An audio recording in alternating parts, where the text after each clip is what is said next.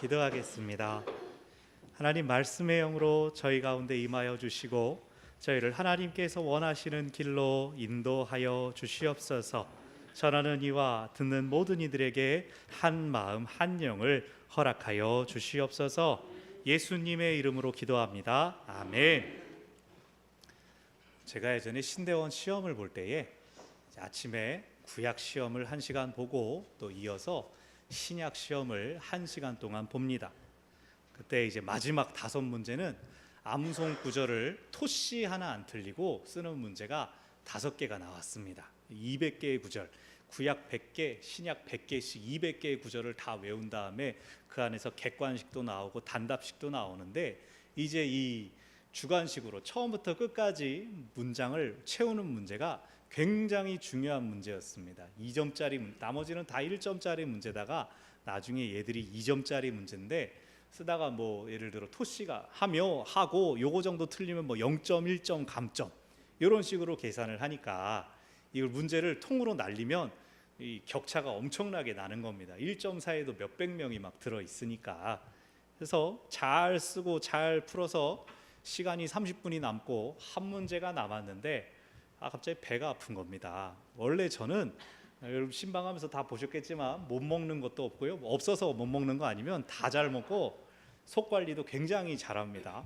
새벽기도 마친 다음에 꼭 하루에 용변 보면서 시작하고 아주 건강하게. 그런데 그때 이제 배가 아프면서 이게 병원 가야 될 배인가, 참고 기다리면 되는 배인가, 화장실에 가야 되는 배인가. 근데 이게 화장실 배가 갑자기 아프더라고요. 저한테는 그런 경험이 없어가지고 되게 당황을 했습니다. 제가 막 마음이 흔들리기 시작하는 겁니다.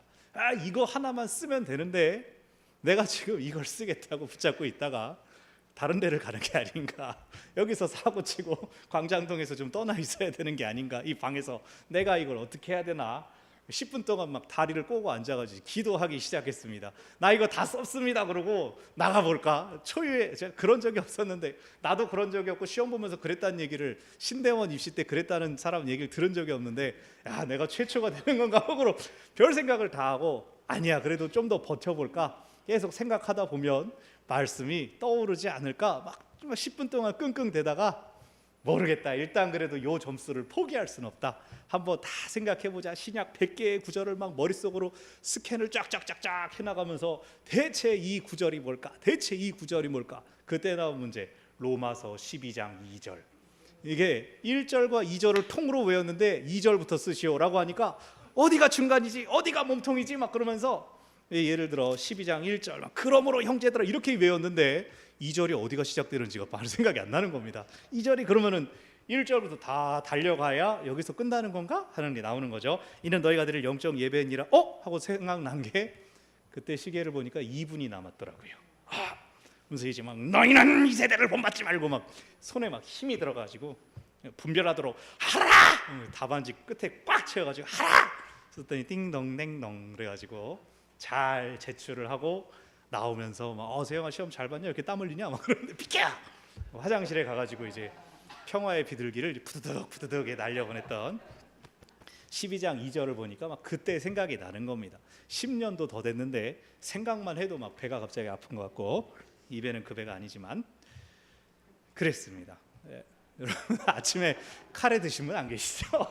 점심 카레 아니죠? 맛있는 거 나올 겁니다. 여러분 제가 최근에 그냥 일부러 그런 것은 아니지만 오며 가며 듣는 소식들 중에 기도 응답 이렇게 받았습니다라고 하는 이야기를 참 많이 들었습니다. 건강에 대해서, 장막에 대해서, 또 뭐 재정적인 부분에 대해서 여러 가지로 그 우리 삶에 한숨 한 줌 더 얹어 놓았던 그 문제들로부터 해결받게 되었다는 이야기를 듣고 마음이 얼마나 기쁘던지요. 축하드립니다. 우리 안에 더 많은 기도의 응답들이 자꾸 일어나서 더 많은 감사를 우리가 하나님께 올려드리기를 바랍니다. 이렇게 우리가 한번 기도의 응답을 경험하게 되면 무슨 일이 일어납니까?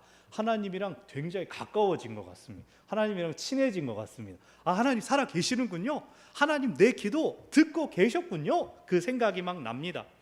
우리가 더 성숙해진다면 기도의 응답과 상관없이 늘 함께 하시는 하나님으로 만족할 수 있겠지만, 우리가 약한 인간이기 때문에 이왕이면 기도 들어주시면 더 신나고, 저도 목회자된 입장에서 목사님 감사합니다, 기도해서 이런 일이 있었습니다 하면은 야쌍 속으로 하나님 감사합니다 막 땡큐 막 이러면서 저도 그럴 때가 있습니다. 많이 그럽니다.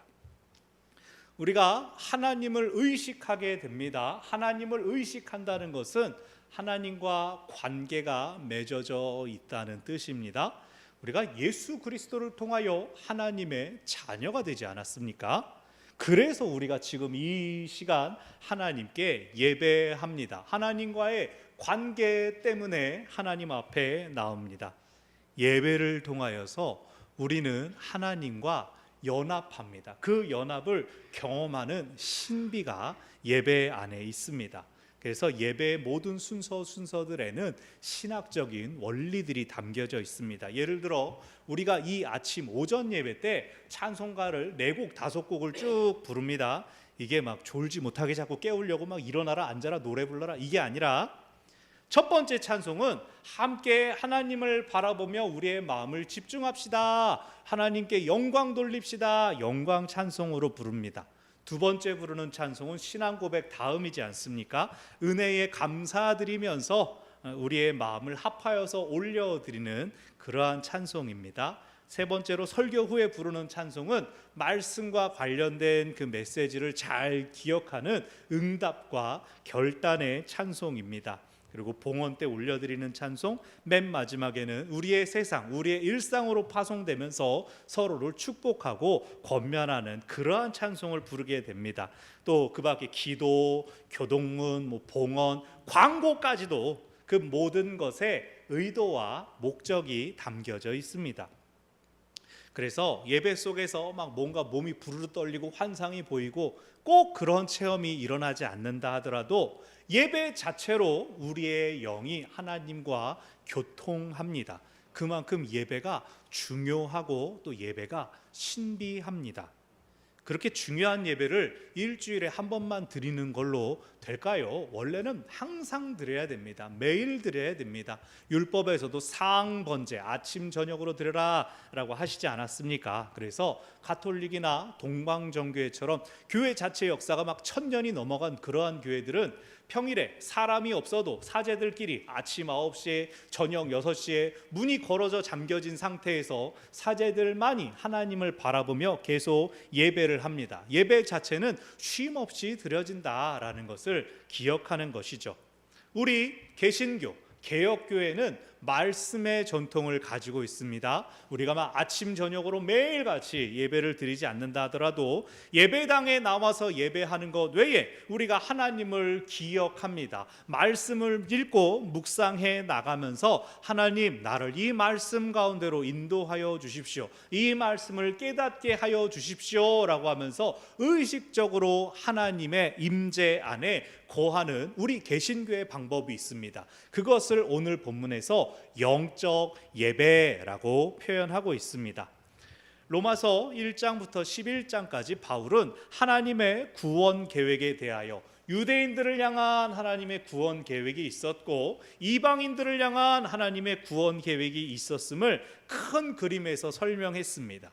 우리가 믿는 하나님은 기본적으로는 세상 모든 사람이 구원을 받기를 원하십니다. 그런데 먼저 유대인들이 선택받았습니다. 그들에게 율법을 주셨습니다. 하나님의 백성으로 사는 법을 세상에서 보여주어라 라고 했습니다. 그리고 이제 예수 그리스도로 인하여 모든 비유대인들, 이방인들까지도 믿음으로 의롭다 함을 받을 수 있는 구원의 길이 활짝 열렸습니다. 그리고 이제 오늘 본문으로부터 12장부터 구원받은 사람들, 신자, 성도, 우리가 어떻게 살아야 할지를 가르쳐 줍니다.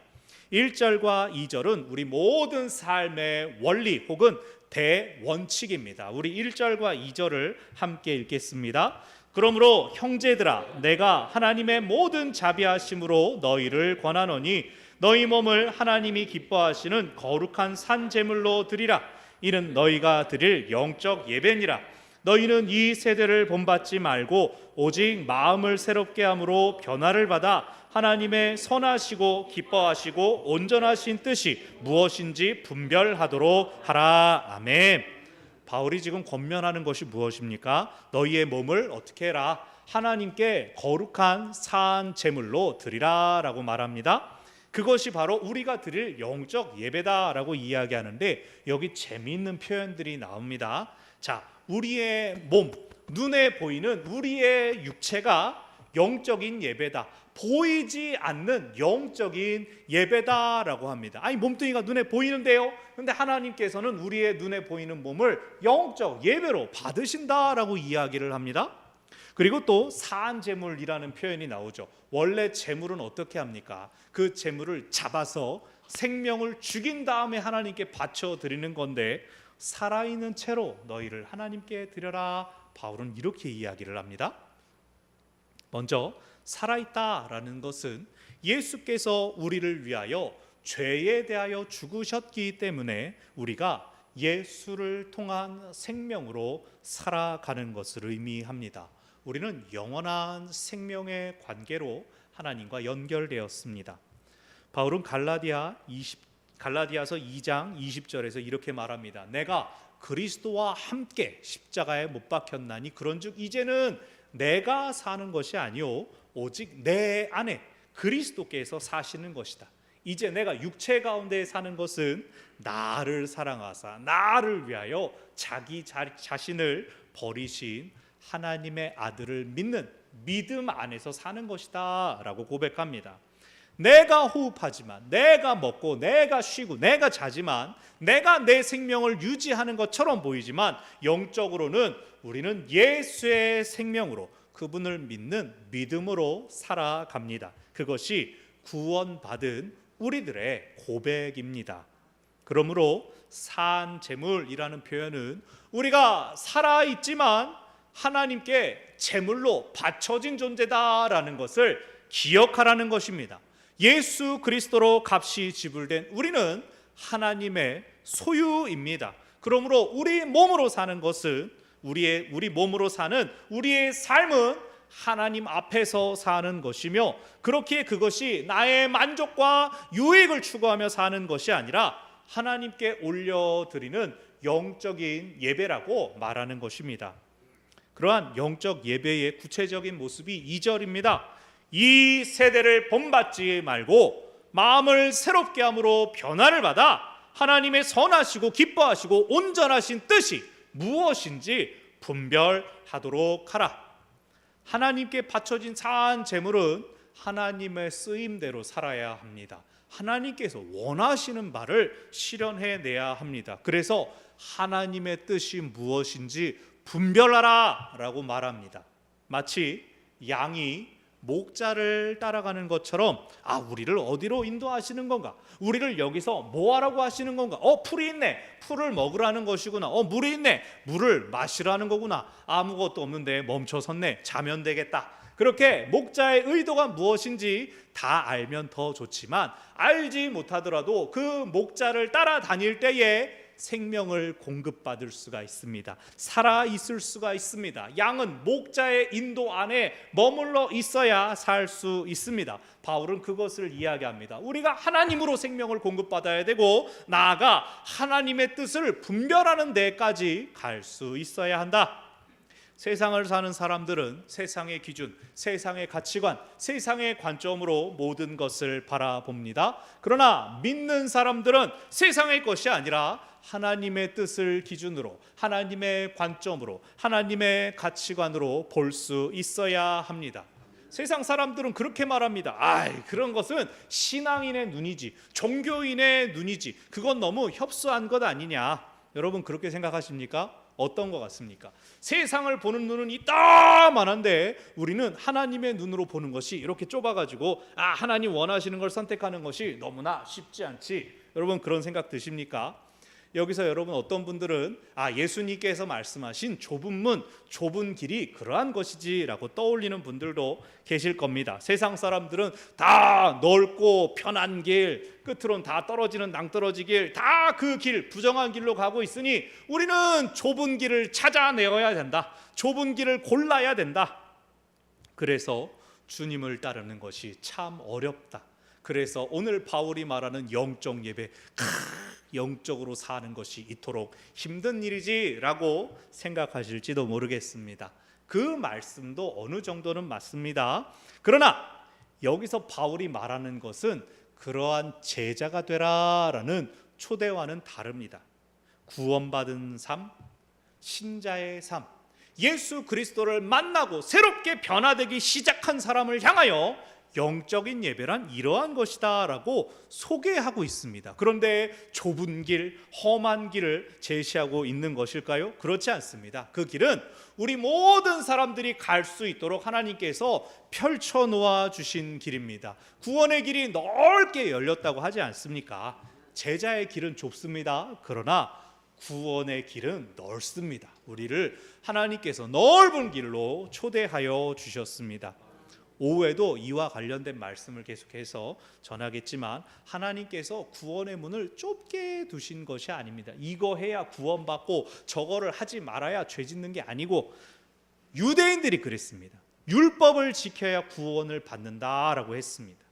근데 생각해 보십시오. 율법을 지키는 것이 쉽습니까? 당장 할례를 생각해 보십시오. 쉬운 일이 아닙니다. 이방인들 할례 때문에 그리스도인이 되는 것을 너무나 많이 두려워했다고 합니다.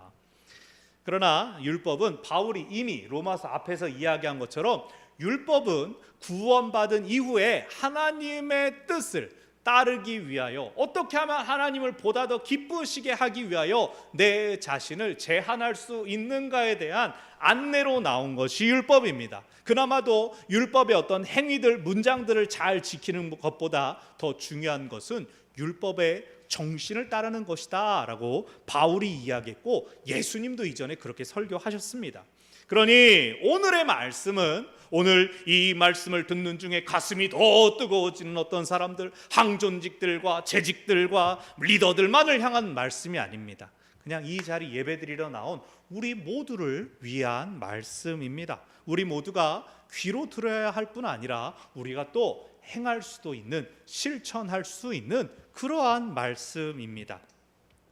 영적 예배를 드리기 위해서 무엇이 중요하다고요? 하나님의 뜻을 분별하는 것이 중요합니다. 이 대원칙 하에 12장이 쭉 흘러가는데 특별히 우리가 함께 본 본문 가운데에서는 공동체 그리고 은사에 대하여 이것을 어떻게 적용할 것인가를 말합니다. 자, 공동체 3절, 하나님께서 각 사람에게 나누어 주신 믿음의 분량 따라 지혜롭게 생각하라. 그리고 4절 5절, 각 지체는 다르지만 그리스도 안에서는 한 몸이다. 두 가지를 말합니다. 우리 서로가 가진 생각이 다를 수가 있습니다. 이것이 다양성입니다. 그러나 우리 모두가 그리스도의 한 몸, 한 지체입니다. 통일성이 있습니다. 은사도 마찬가지입니다. 6절, 각자 받은 은혜대로 다른 은사를 받았습니다. 다양성입니다. 그리고 그 모든 일들은 교회를 든든히 세우는 데 쓰입니다. 한 가지 목적, 통일성이 있습니다. 즉 다양성, 통일성, 이 두 가지가 하나님의 뜻을 분별하는 기준이 됩니다. 다양성은 우리가 가지고 있는 다름을 인정하게 합니다. 바울이 분명히 말하지 않습니까? 우리 가진 믿음의 분량이 다 서로 다릅니다. 그러나 그것은 서로가 판단할 수 있는 것이 아닙니다. 좀 더 믿으면 알게 돼. 우리가 그렇게 말할 수 없습니다. 그냥 그런 줄 알고 저 사람은 다르구나, 그냥 나랑 다르구나 라고 생각하면 됩니다. 은사도 마찬가지입니다. 한때는 방언만이 성령의 유일한 혹은 최초의 표지라고 믿어졌던 때가 있었습니다. 물론 그것이 긍정적인 역할을 했던 때도 있었습니다. 그러나 한편으로 그것은 성령의 자유롭고 열려져 있는 역사를 방언으로 제한하는 것입니다. 성경적으로 말하면 방언은 무엇입니까? 이방인들에게 복음을 전하라고 사도들에게 주어졌던 표지였습니다. 하나님께서 니들 쓸 수 있게 주는 무기였습니다. 제가 아주 좋아하는 이야기가 있습니다. 자주 합니다, 이 이야기를. 세계 선교 대회가 열렸습니다. 세계 곳곳의 선교사님들이 한 자리에 모였습니다. 우리 다 같이 하나님께서 우리를 쓰시기 위하여 많은 영혼들 주께로 돌아오게 하기 위하여 우리 뜨겁게 부르짖읍시다. 성령 하나님 우리에게 임하여 주십시오. 다 같이 기도합시다. 그러니까 모든 나라 사람들이 자기 나라 말로 막 기도하기 시작했습니다. 그 중에서 한 한국인 선교사님도 주야 막 아버지 그러면서 막 그냥 불을 확 돌리고 있는데, 그 기도하던 중에 갑자기 그 온갖 외국어의 향연 가운데 한마디가 쏙 들어오는 겁니다. 성령 주이소, 성령 주이소. 제가 그 지역에 앉아가지고 좀 익숙하지 않죠. 성령 주이소. 아니 이게 뭔 소리인가? 이게 아니 어디 이렇게 구수한 선교사님이 계셨는가? 이상하다. 한국인이 어디서 없었는데 어디지? 기도하다 말고 이제 혹시 나의 동역자 이러면서 성령 주이소, 성령 주이소 따라가 봤더니 한 흑인이 성령 주이소, 성령 주이소 그러고 기도하고 있었답니다. 여러분 무슨 뜻입니까? 이게 이제 실제입니까? 뻥입니까? 뭐 그러는데 그건 다 방언은요 성령 충만의 다양한 현상들 중에 하나라는 겁니다. 방언이 나오면 여러분 요즘 세상 좋지 않습니까? 뭐 음성 검색, 뭐 네이버나 구글에다 한번 그 방언을 한번 말해보세요. 그랬을 때 어느 나라 무슨 말입니다. 뜰지도 모릅니다. 지역마다 종족마다 쓰는 고유한 말이 우리 입에서 나왔던 것이 있을 수도 있습니다. 물론 우리는 다 같이 기도하기를 영어 방언 주십시오. 우리 애들이 뭐 독일어 방언 같은 거 걱정 없게 하게 하여 주십시오. 이런 기도하죠. 그렇지 않습니다. 저는 분명히 지금 우리가 말하는 어떤 방언들 중에는 하나님께서 선교의 뜻을 두고 목적을 두고 하게 하시는 방언이 있다고 생각합니다. 물론 모두 다 외국어는 아니고 하나님과 비밀한 기도의 제목을 나눌 수 있도록 주시는 방언도 있습니다. 한번 검색해 보시고 외국어 아니네 그러면 그냥 기도할 때 열심히 즐겁게 사용하시면 되는 것입니다. 그런데요 어떤 분들은요, 제가 기도를 전공했지 않습니까? 성령 충만했을 때 입이 터지는 게 아니라 반대로 입이 탁 다물어지는 분이 있습니다. 세상으로부터 완전히 차단돼서 혼자 완전히 몰입돼서 그 안에서 무슨 일이 있었는지 말할 수는 없지만 성령의 큰 위로를 보는 분들도 있고, 혹은 예언적인 메시지를 세상과 차단된 상태에서 받는 분들이 계십니다. 또 어떤 분들은 입과 상관없이 귀가 열립니다. 다른 사람들의 지나가는 말 한마디 한마디에서 그가 가지고 있는 아픔을 놀랍게 듣고 힘들었지 갑자기 뜬금없이 나는 그냥 어제 밥 먹었어라고 했는데 되게 힘들었구나 퍽 하고 눈물이 터지게 하는 그런 공감의 은사가 있기도 합니다. 성령께서 성령 마음대로 일하십니다. 모든 것은 다른 사람들의 유익을 위하여, 영적으로는 그 영혼의 구원을 위하여 이루어지는 것입니다. 다양한 성령의 은사들은 통일된 목적을 가지고 있습니다. 모든 사람을 구원하시고자 하는 하나님의 목적을 향하여 있습니다. 그렇다면 영적인 예배를 우리가 일상 가운데 어떻게 드릴 수가 있습니까? 성령의 다양한 은사를 구하는 것도 있지만 보다 쉬운 넓은 방법, 다른 사람을 너그러운 시선으로 바라보는 것입니다. 다른 사람에 대하여 관용을 베풀고 그를 인정해 주고 받아주는 겁니다. 그렇게 생각하는구나, 나랑 다르구나, 그냥 우리가 그렇게 받아들일 수 있는 겁니다. 그냥 부딪힘 속에서 이걸 이해를 못하나? 라고 설득하고 싸울 필요가 아니라 어떡하죠 하나님? 어떡하죠? 네, 어떻게 하면 좋을까요? 하나님께 여쭙는 겁니다. 우리가 살면서 얼마나 많이 부딪히고 충돌합니까? 여러분 이제 날 더워지고 이번 주 막 비도 팍팍 내린다고 하는데 당장 가까운 식구와 함께 밥 뭐 먹지? 그러면 누구는 막 비가 내리니까 시원한 거 먹어야 된다는데 꼭 눈치 없이 기름진 거 좀 붙여봐 뭐 이런 얘기하면 이제 화나고 충돌하지 않습니까?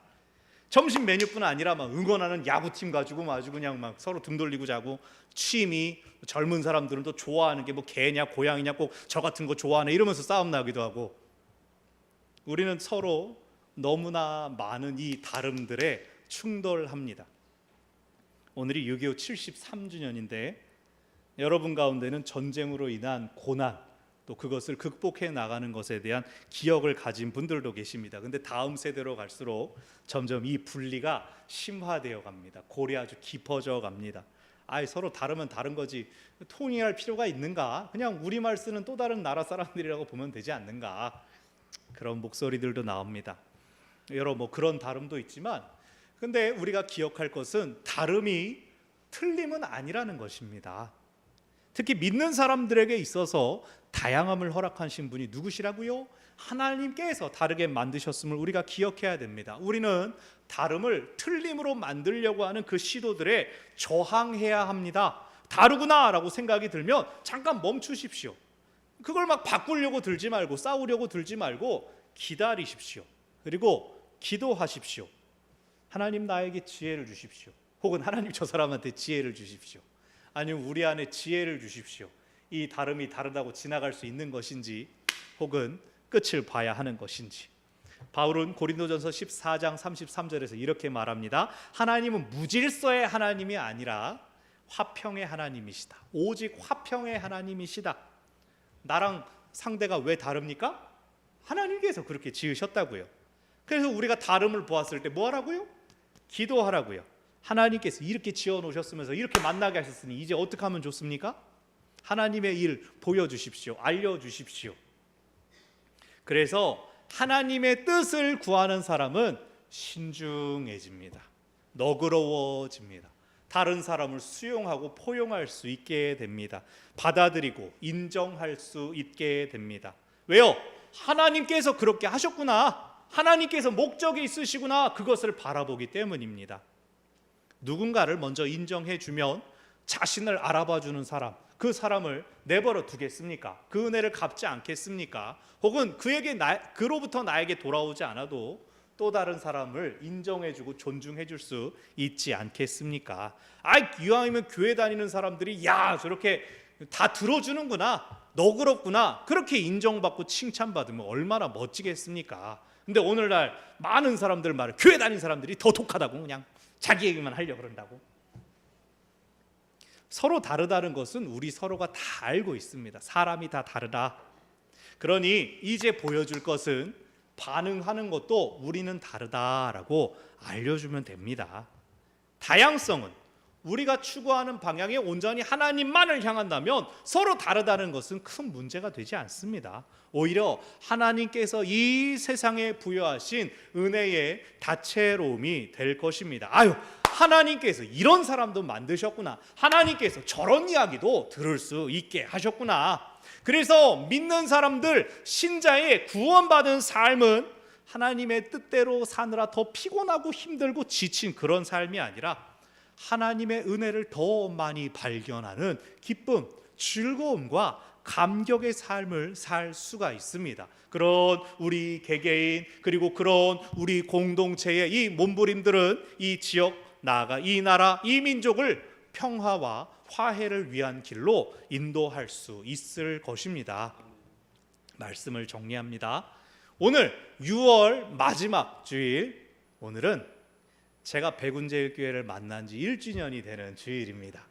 제가 주보를 만들면서 작년 주보를 딱 보니까 오늘 오후 찬양 예배는 이세영 목사님께서 전해주시겠어요? 내 이름인데?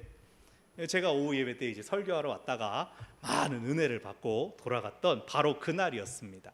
그 은혜의 간절함으로 오늘 이 날이 있네요. 제가 서울 동쪽에서 태어나가지고 그쪽에서 쭉 자라나고 또 잘 지방 갔다 왔다가 서울 서쪽에서 사역했다가 또 중앙 종로에서 있다가 남쪽에서 있다가 이제 마지막 남은 서울의 이 동서남북 쪽에 왔습니다.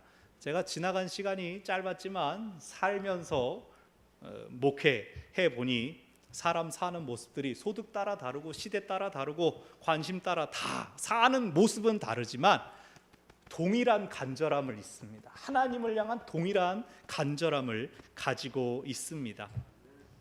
사람 사는 게 다 그렇다는 것을 알면서도 또 교회 일이라는 것이, 교회란 곳이 그렇게 다양하다는 것을 알면서도 여전히 제게 익숙하지 않은 그 다양성을 마주칠 때 제가 온전히 너그럽지 못해서 부끄러울 때가 있습니다. 저조차도 오늘 본문의 권면들을 잘 행하기가 쉽지 않습니다. 그래서 계속해서 동일하신 하나님의 은혜를 구하면서 나갑니다. 저를 용납해 주었던 사람들을 또 올리면서 저 또한 너그러워지게 하여 주십시오. 날마다 새롭게 하시는 하나님, 모든 상황 가운데에서 말씀하시고 일하시는 하나님, 그 하나님을 삶의 모든 순간에 만나고 경험할 수 있기를 바랍니다. 그리하여 예수 그리스도로 새로워진 우리 삶을 계속된 영적 예배로 올려드리는 저와 여러분, 우리 모두가 되기를 바랍니다. 기도하겠습니다.